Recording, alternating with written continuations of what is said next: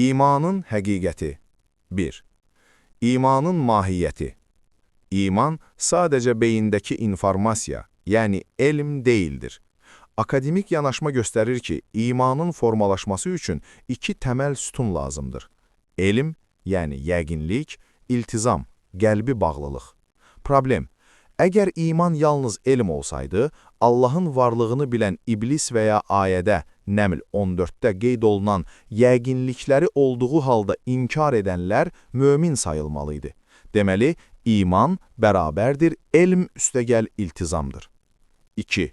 İman və İslam arasındakı sərhəd. Hər bir mömin müsəlmandır, lakin hər müsəlman mömin deyil. Bu fərq daxili səmimiyyətlə bağlıdır.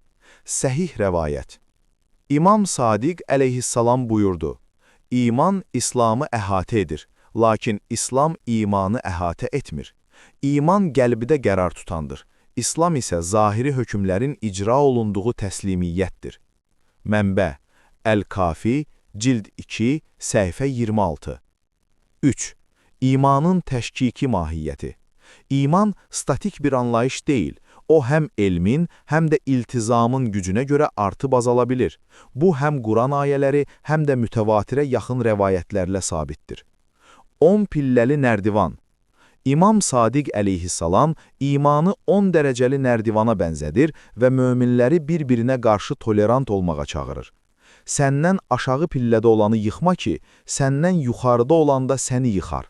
Onu mehribanlıqla öz dərəcənə qaldır. Mənbə: Mucamul Əhədithil Mu'təbara, cild 1, səhifə 110. 7 hissəli bölünmə. İman müxtəlif xüsusiyyətlərin birləşməsindən yaranır. Allah imanı 7 hissəyə böldü: yaxşılıq, düzlüylük, yəqinlik, razılıq, vəfa, elm və helm.